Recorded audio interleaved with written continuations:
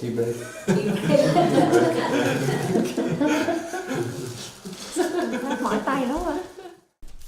I think I went to my first retreat with Trai, and he said, happiness and suffering are organic. And because I was a biology student at that time, so what he said completely made sense to me. But at the same time, I'd never heard anybody say that happiness and suffering was organic, because my own experience of it was that I didn't know how to get out of my suffering if I suffered, and I didn't know how to, generate happiness. Also, during that retreat, there were so many things that I'd experienced for the first time. Like walking, paying attention to my steps, or total relaxation. I'd never relaxed, Very simple things like that, even mindful eating. I'd never tasted broccoli, like really paid attention to the taste of broccoli before. And then by the end of that retreat, what occurred to me was that I'd accumulated so much knowledge. Like I knew so much about cells or the body or things like that, and yet I never knew how to relax my body. So that was, I think, what made me feel like there was something more than science that I needed to pursue as well. That's beautiful. What about you, Brother Thiện Đức? So I spent most of the time of my day with this very specific thing in engineering, and yet, like, I have relationships, I have family, I have friends, and how do I live harmoniously with the people around me?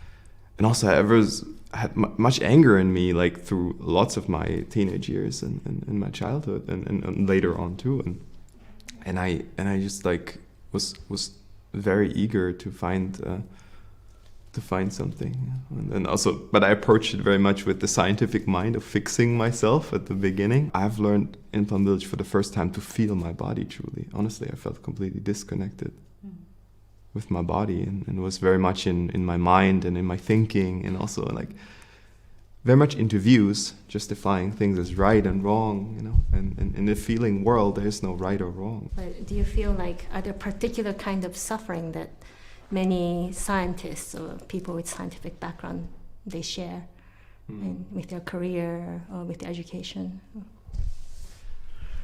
Well, it's a bit of a stretch to say like how other people feel, but I felt definitely, I think of that I felt trapped in my mind, in that sense, in my rational mind. I tried to find the answers to life within logic, within fixing things, like,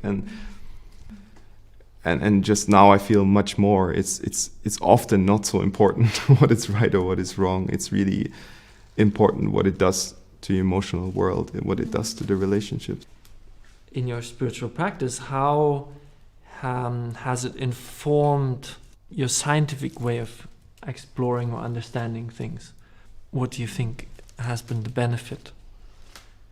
I think for me before, I had that very strongly too. Like I really wanted to discover more about cells, or maybe cell deaths and things like that, and I really wanted to learn more about it. But I didn't necessarily relate it to my daily life and what that would have to do with my own death. It was just curiosity for curiosity's sake.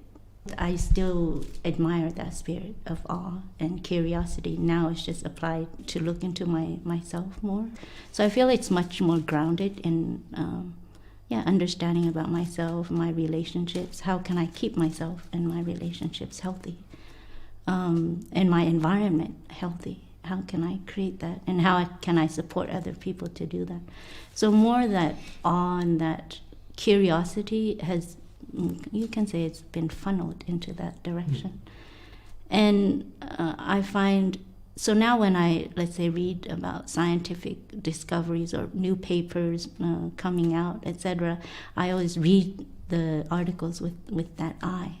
Like, how can this discovery bring more happiness into our lives? So it's not just about curiosity, it's not just a new discovery, but really, how can this add to my own happiness? And actually, I'm quite happy that many of the new discoveries in neuroscience right now are actually very much applied. So I feel like both, in Buddhism and science, in that way we can also learn from each other, because I also find that there is a way of speaking about depression or trauma, etc., in Buddhism that is not found in science. And the vice versa. There's a way of speaking about it in science that's not found in Buddhism yet. So the two fields, I find, can kind of support each other. Yeah.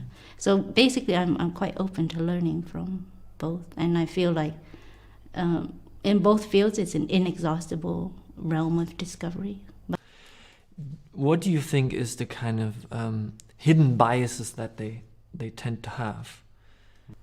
What do you think is easy to fall for in science?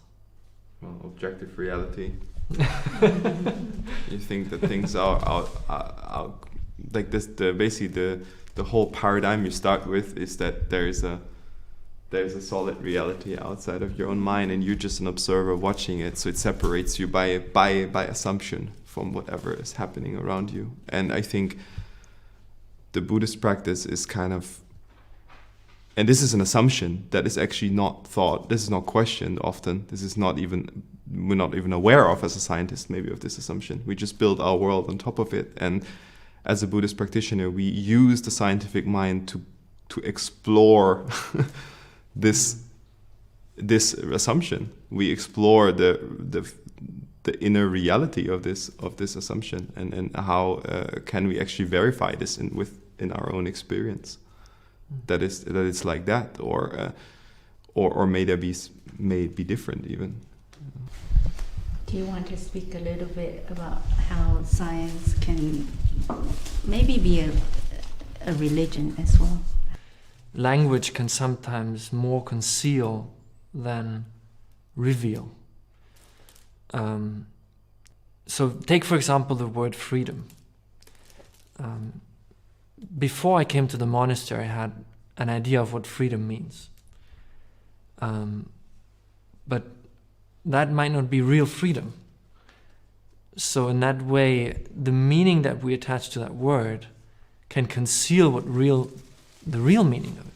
And the same is true for love and other words that we actually hold very dear.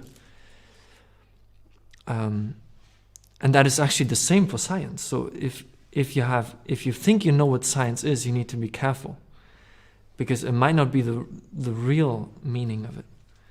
So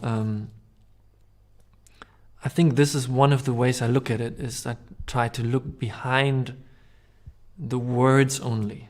Like, what is the meaning that people attach to it? And different people can attach very different meaning to it. Because now there's so much pressure in schools, for example, to have a scientific education. And because of that pressure, the old way of thinking is just relabeled of, I know better than you and I teach you what's the right thing and so on. We had a very beautiful professor in university who was very, I think, different from the other professors in the way that he spoke about life experience. But I learned so much from him. And it kind of enabled me to dare to ask myself the same questions. And to try to not become too narrow in my kind of research. Because I felt that it's so important to make connections and to look at one topic not only from one angle, but from many angles. And it helped me to look into, become, for example, interested in communication psychology, and to read the book I mentioned earlier. And to find that these questions of how I can be happy in my relationships very much influences how successful I can be as a scientist. These things are not unrelated.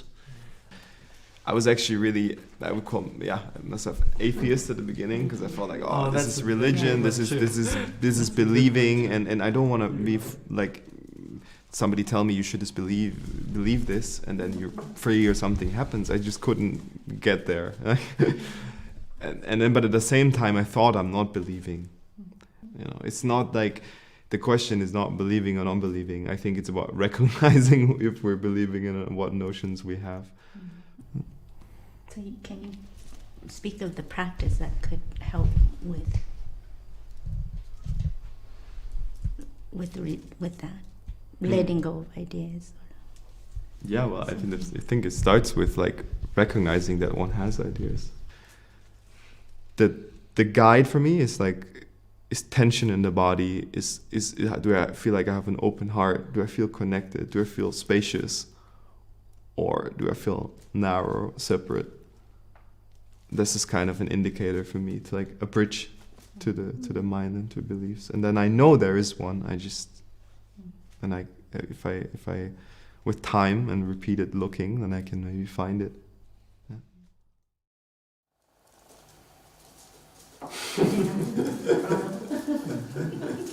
All right.